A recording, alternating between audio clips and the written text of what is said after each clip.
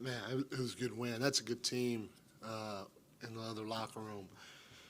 And they've been playing well all year. And so for our guys to find a way, especially when we didn't shoot the ball well, we started shooting it better in the second half. But, again, this is why we're pressing our guys to defend and to be physical defensively, because we have to be able to find ways to win games when that shot's not going in. And today was another day that was evident of it. The same with the last game.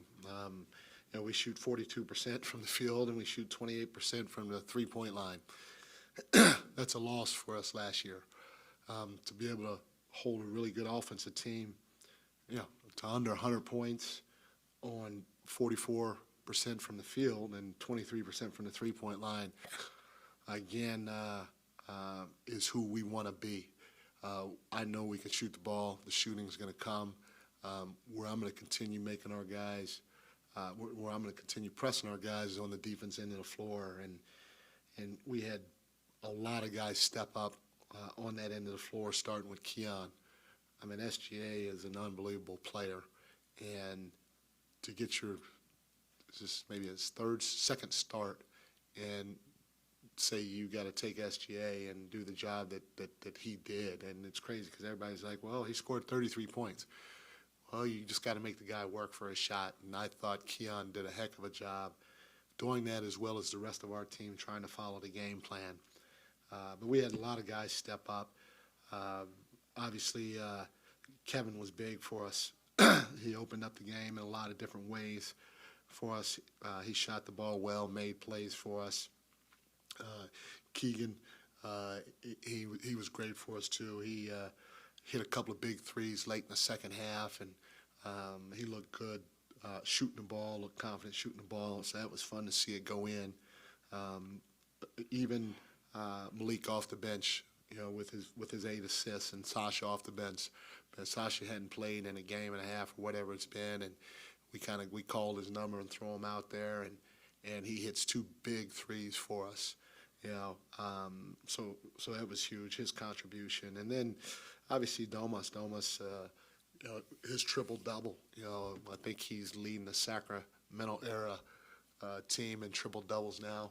He's got a ways to go to catch Oscar Robertson. I don't know if that'll happen at all, but it was fun to see him get that record tonight for the Sacramento Kings.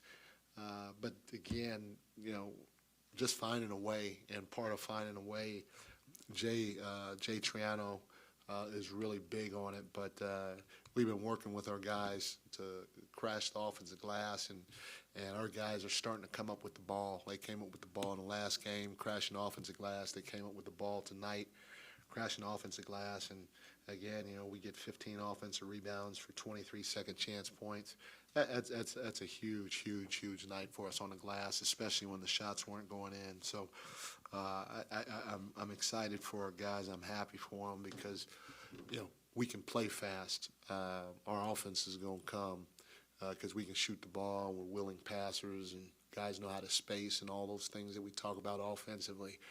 We just got to keep playing the right way while doing it together, and we got to be physical. I mean, absolutely freaking physical and locked in on the defensive end from Jump Street. Mike, I'm sure you were as happy as anyone to see both Keegan and Kevin get going, at least with their scoring, but for both of them to turn in double-doubles in addition to Sabonis's triple-double, how much of a lift is that just for the team as a whole, especially with Fox's absence? I mean, it's huge. Kevin's a big 2 guard, and he's smart. And, for him to go get it like he did and come up with, the nine rebounds. And then same with Keegan. He's big too, and he's smart. And to see him with 4 offensive rebounds was huge. Those guys, combined the 20 rebounds, that's a big night from our 2 and our 3. And, those guys got to keep hitting the glass for us because it has to be a collective effort. We can't just rely on Domas to get 20 or 18 rebounds every night. We all got to make sure we hit bodies and go get it. Mike, those two, the struggle for them early in the season has been well documented at this point. Just how good does it see them get through this and come out the other side? And not only that, but how much work has gone in behind the scenes just trying to get Kevin and Keegan right mentally and in the right frame of mind coming into games? I mean, everybody understands that those guys are great shooters, and for us, it's just a matter of keeping them uplifted and staying as positive as we can with them, but also pushing them in other areas. And I pushed them both. I pushed them both to defend. I pushed them both to rebound. I pushed them both to do the little things. And if you're open, to shoot the ball, because I believe in it. And if I believe in it, I'm telling you to shoot it, even if you're 1 for 10.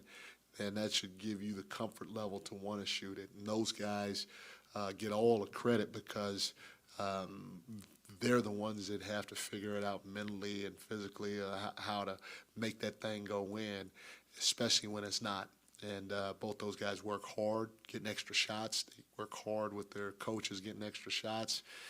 And they've continued to try to find other ways to help us win ball games, even if their shot isn't going in.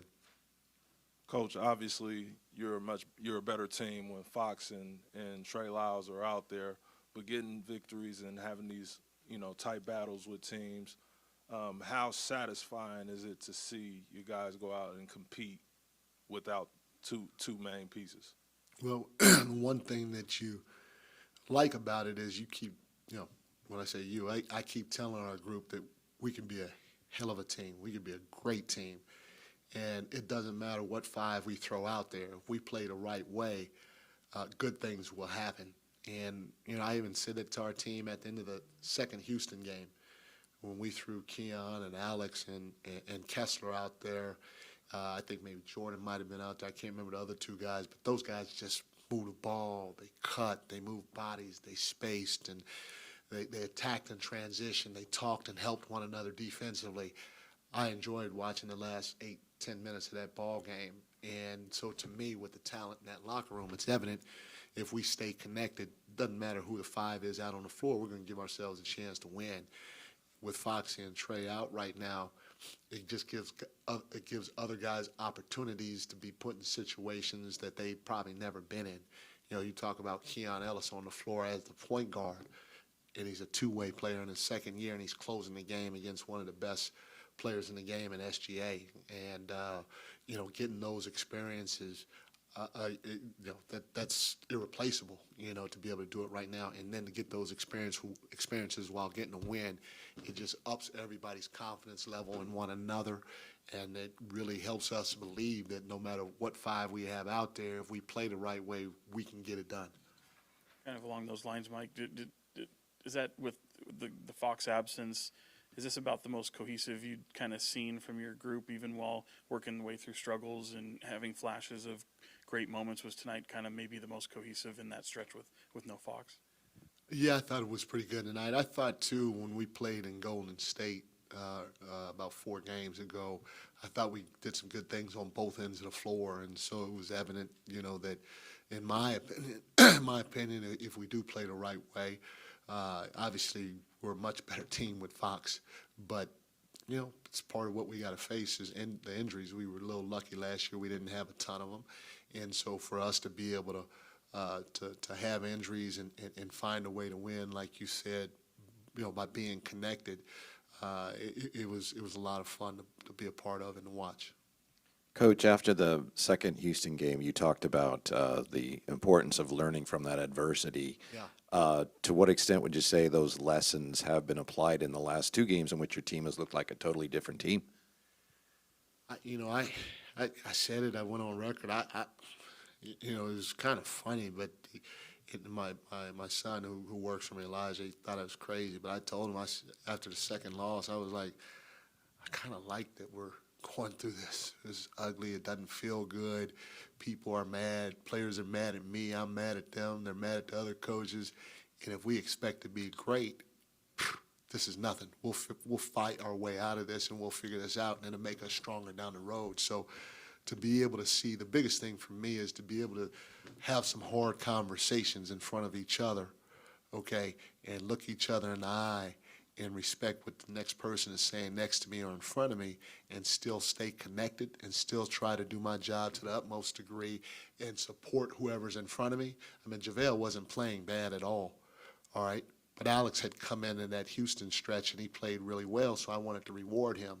So I had to go to JaVale and say, JaVale, you're going to sit down. And JaVale, being a three-time finals guy, he embraced it. And he's been supporting Alex and whoever else is in front of him. So to have that, not just from JaVale, but from everybody else, is very gratifying to see, and I hope the guys in the locker room understand how big it is and how connected we are, and that we can get through anything if we stay connected, because we got a good enough team. So the adversity, embrace it, stay connected, and keep doing what we're supposed to do, and it'll break sooner or later. Coach, the first in-season tournament game in the books, did this one feel different? I know the court obviously is different, but did the atmosphere, did the game flow, did anything feel different about this game? The biggest thing that felt different for me is, usually when I wear my pants, they're a little lower, so they were a little higher. So the top of my ankles were a little colder tonight. This is the coldest the top of my ankles been, because of my pants and because of the gentleman in the front who told me that the pants looked good. So I kept them on instead of changing them. That's the biggest thing. The second thing was the court. When you look out there at that court, it feels different for me. You'd have to ask everybody else, but the court makes it feel different. And then you see the in-season tournament cup on the court. And so it has a quote-unquote, I don't know if the intensity is there quite yet, but it has a little bit of a finals feel because of the cup picture on the court, and then from there, you get into the mix of the game, and you kind of forget that what you're playing for. Just like when I've been in the finals before, once the game gets going, it's just you're locked into the game, and you kind of lose sight on how big the game is, but. The aesthetics of the whole thing make it or take it to another level. First, you asked us how they look, not the functionality. That's all I'm I gonna say. respect that. Okay, I respect that. I do respect that. To start, is it safe to say Keon won the crown? Keon won the crown, yes, sir. And then 23 second chance points off those offensive rebounds. When you guys get those boards, what are you looking for after that? Obviously, if you have an opportunity to put it right back right away, man, Keon's offensive rebound was unbelievable. That was one of the most athletic plays that I've seen. Yeah, but so if you could put it back right away, great. But when you get an offensive rebound with the shooting we have, that's when we like the dagger threes, and Domas is going to find you. Our guys know to spray that ball after an offensive rebound if you can't put it back in right away, and so those dagger threes are deflating, because you're not only are you getting an offensive rebound, but now you're knocking down a three. It's tough to bounce back from, and I thought we did a good job with that tonight. Thanks, everyone. Thank you, guys.